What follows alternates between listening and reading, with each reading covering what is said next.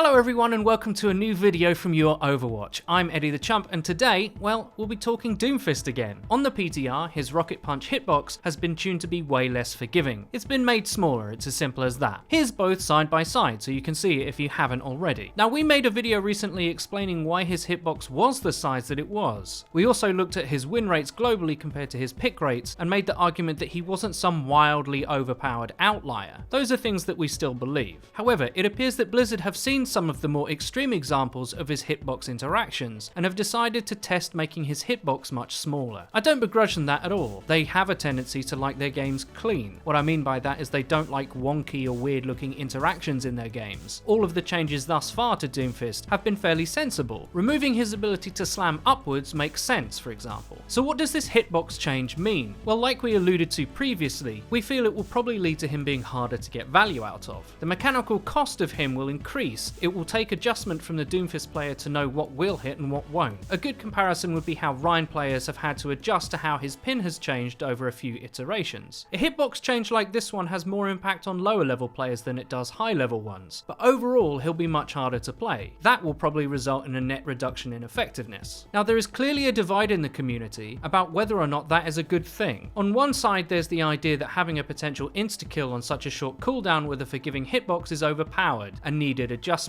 On the other side, there's the position that his applicability is quite niche in the first place. He's not great in every scenario, so it's counterproductive to make him less efficient at that very particular job that he does. And that's the problem really. He's so new that in a lot of ways, we're still discovering him, finding the limits of his potential. To nerf him now feels to me a bit overcautious, especially when you consider the amount of viable counters to him that already exist. Triple tank was good against him, as it's just so inefficient for him to kill one tank, let alone multiple. Pharah is impractical for Doomfist to hit in a lot of context, so she can just rain down pain on him and his teammates. I hear a common complaint that Doomfist isn't fun to play against, but we'd have to disagree. Perhaps if you play heroes that are particularly weak to Doomfist, you might feel that's the case, but Doomfist opens up the game in a compelling way, and when you start to utilize tools that were deemed useless a meta ago to convincingly shut him down, you realize how ineffective he truly can be. With Doomfist being viable, Mccree, Junkrat, Bastion, Hanzo, and Roadhog all have a new place in the game. A big shift, as they were practically unplayable just a meta ago. Now, they're compelling counter picks. This isn't even mentioning the additional PTR buffs coming to Widow, Orisa, Junkrat, and Hog. Your options to humiliate Doomfist are quite numerous actually. When I think about whether or not Doomfist is overpowered, I ask myself this question. Am I scared of him when he's picked against me? No, not really. I'm way more scared of a great Tracer. She can go from no threat at all, not even on your screen, to right next to you, and one-clipping you in literally the blink of an eye. There's no massive wind-up or sound cues, you're just dead and she's out. Poof. Like she was never there. I made the point in my last video that looking at stats in isolation can be misleading. I feel that way about Doomfist as a whole. People look at Doomfist removed from context a lot of the time. Yeah, his punch can kill you unexpectedly and very quickly if your positioning discipline isn't what it should be, or you don't pay attention to sound cues. But any Mccree player will tell you,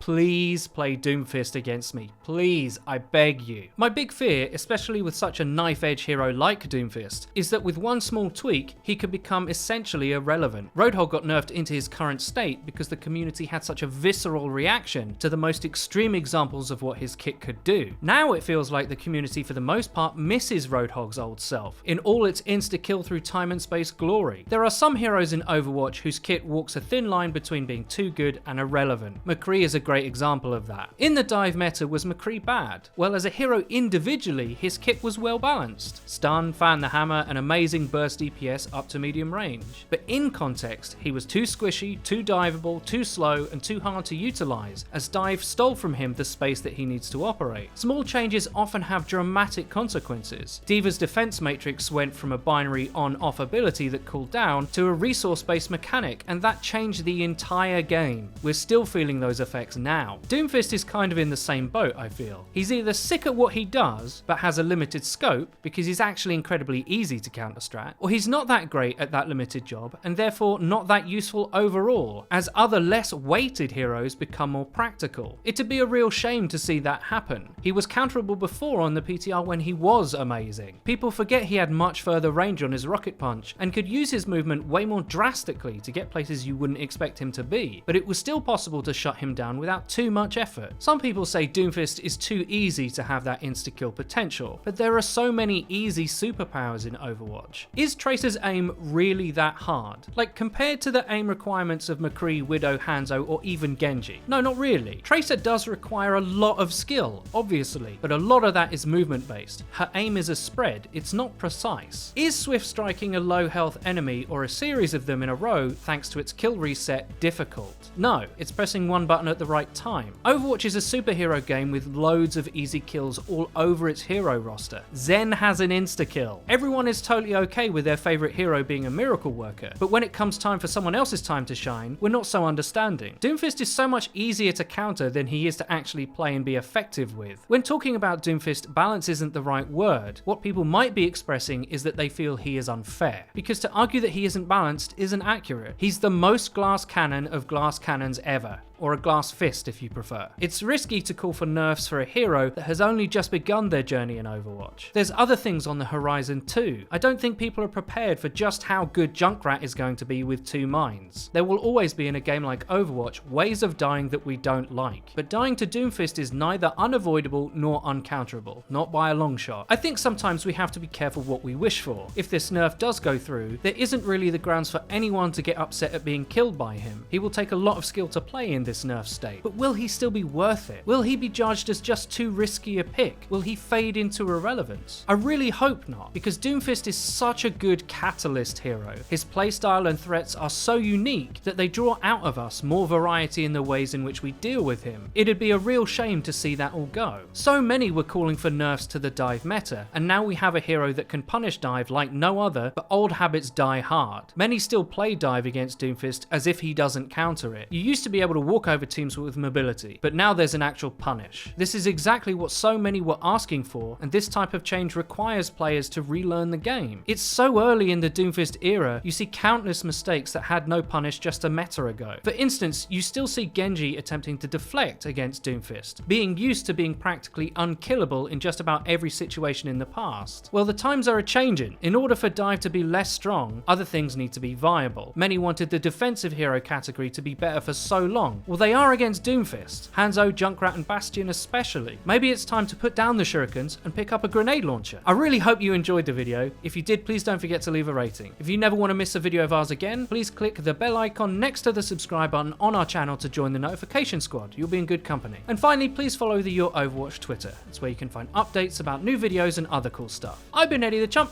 and until next time.